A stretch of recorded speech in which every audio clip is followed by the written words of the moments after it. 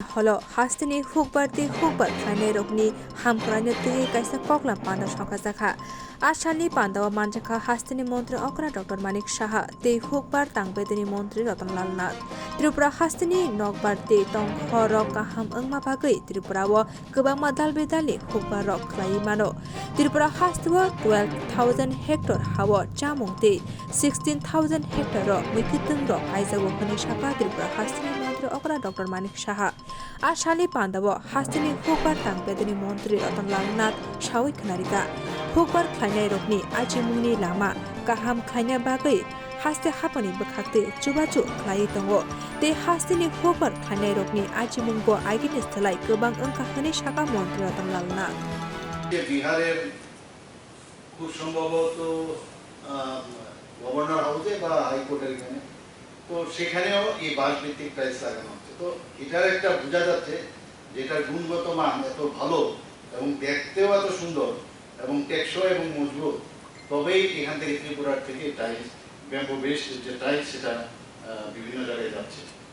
এবং যেটা এখানে বলা হয়েছে ত্রিপুরার জলবায়ু এটার যে এত ভালো এখানে তার যেহেতু ট্রপিক্যাল ক্লাইমেট এখানে আছে তো এখানে আমাদের বিভিন্ন যে ফুলই হোক ফলই হোক বিভিন্ন কৃষিজাত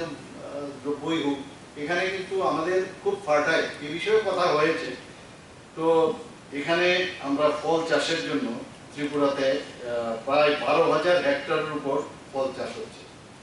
তো সেইভাবে আমাদের সরকার চেষ্টা করছে যে সব বিষয়ে আমরা যেন সামনের দিকে এগিয়ে যাই আমরা ত্রিপুরাতে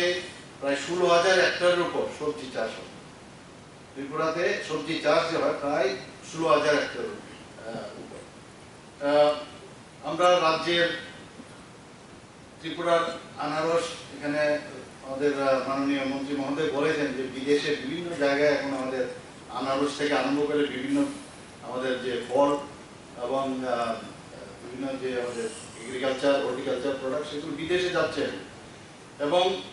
এই যে বিদেশে যাওয়ার জন্য আমাদের যাতে এগুলো প্রপারলি এই যে আনারসকে বিশেষ করে এটা এখানে প্যাক হাউস স্থাপন করা হয়েছে আগরতলা তো তাতে করে তার যে প্যাকেজিং এর উপরও ডিপেন্ড করে বাইরে কিভাবে নেবে সেটা যাতে তার গুণগত মানও বজায় রাখে আমি নিজেও সেখানে গিয়েছিলাম সেটা উদ্বোধন আমি করেছিলাম ইন্টিগ্রেটেড প্যাক হাউস এখানে স্থাপন করা হয়েছে এবং রাজ্যের কৃষক ভাইদের যাতে যেটা আমাদের মাননীয় মন্ত্রী মহোদয় বলার চেষ্টা করেছেন যে যাতে ডাবল আয় ওনাদের হয় তার জন্য আমাদের সরকার দেখা গেছে যে প্রায় মাত্র খুবই অল্প আয় ছিল সেখান থেকে আমরা এখন ডাবল আমাদের কৃষকদের আয় বাড়িয়েছি এখানে 1163 হেক্টর এলাকায় ফুল চাষ এখানে ত্রিপুরাতে ব্যবস্থা করা হয়েছে এবং তাতে করে 419টি আমরা বিদেশি ফুল যেটা এক্সোটিক ফুল তারও সেখানে গ্রো করার আমরা ব্যবস্থা করেছি সহজে যাতে আরো বাজারজাত করা যায় আমরা 13টি যে শৈর ভিত্তিক শীতল কক্ষ আমরা এখানে ত্রিপুরাতে স্থাপন করছি এবং দেশের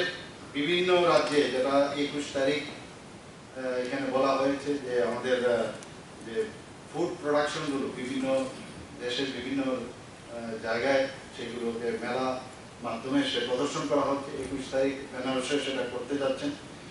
সিপাহীজলাতে এখন পর্যন্ত 25 লক্ষ যে উন্নত মানের সবজির চারা আমরা 25 লক্ষ উন্নত মানের আমরা সবজির চারা উৎপাদন করে কৃষকদের মধ্যে আমাদের এগ্রিকালচার ডিপার্টমেন্ট বিতরণ করেছে এবং আমাদের মেইন যেটা সেটা হচ্ছে কর্মসংস্থা হচ্ছে একটু আগে আমাদের মাননীয় মন্ত্রী মহোদয় বলছিলেন যে বাইরের থেকে এখানে আছেন খুব সম্ভবত যে শুধু কৃষি করে এত উনি এন্টারপ্রেনার বনে গেছেন তো প্রচুর আয় মানুষ আমাদের চাকরি বলছে কিন্তু ত্রিপুরার কৃষি এবং আমাদের যেহেতু গ্যাস আমাদের মানে ভগবান আমাদের সেই ব্যবস্থা আমাদের দিয়েছেন তো সেটাকে ভিত্তি করে এখানে প্রচুর পরিমাণে আমাদের ইন্ডাস্ট্রি ডেভেলপ করতে হবে তো সেই কথাগুলো এখানে আমি মনে করছি বলা উচিত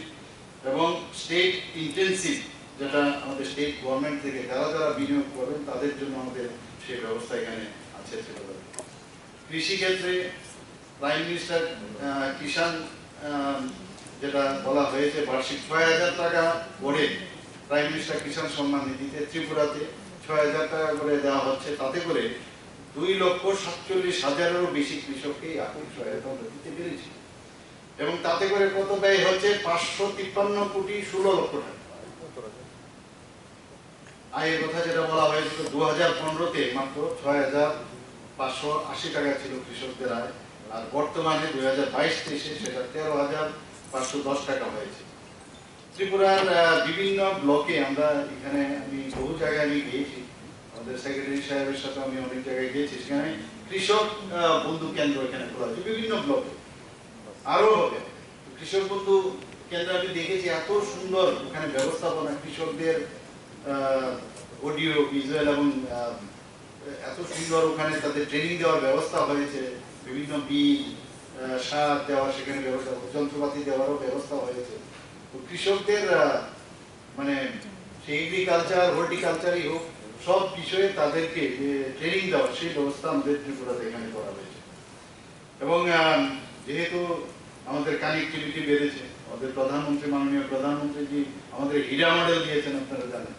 আগে বলা হতো ত্রিপুরাতে কানেক্টিভিটি নেই, এখন আমাদের ন্যাশনাল হাইওয়ে ৬টা ন্যাশনাল হাইওয়ে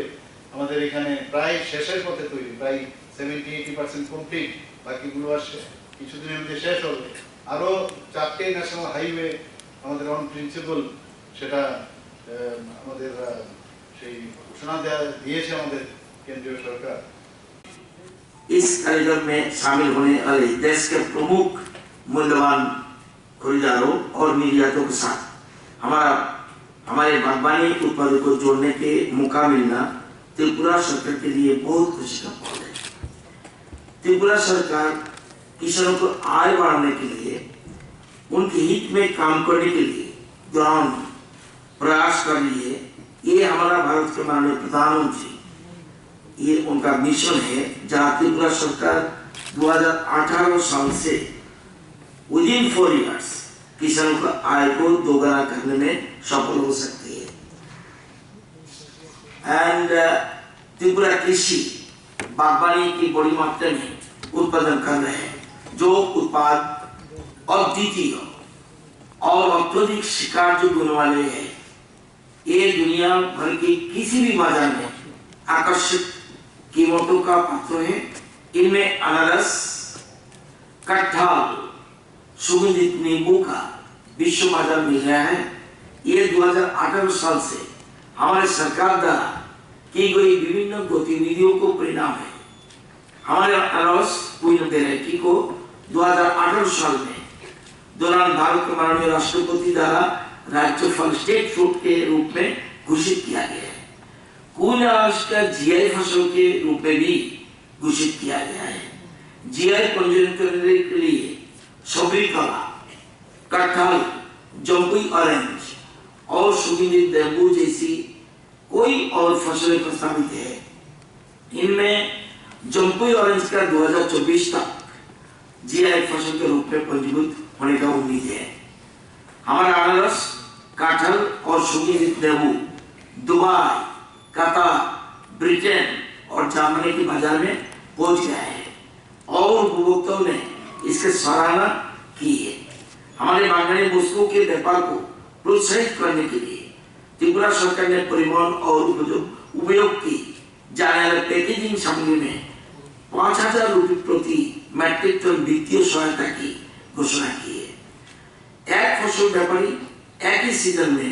परिवहन या पैकेजिंग सामग्री पर इस वित्तीय सहायता का लाभ उठा सकते हैं। इसका लाभ साल में 2 बार लिया जा सकता है, एक बार क्वीन एप्पल और एक बार क्यूआई पाइनएप्पल के लिए। ये कटहल और सुगंधित नींबू पर भी लागू होते हैं। 2018 से प्रचार गतिविधियों का जारी रखते हुए दिल्ली,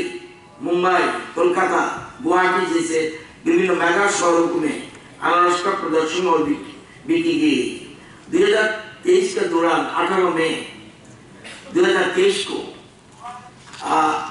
त्रिपुरा ऑर्गेनिक पाइनएप्पल को ब्रांड लॉन्चिंग के लिए दिल्ली हाट में एक मेगा कार्यक्रम आयोजित किया गया था और यही कार्यक्रम 2023 के 21 जुलाई नेक्स्ट 21 जुलाई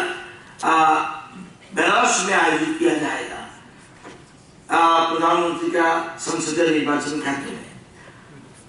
आप जानते हैं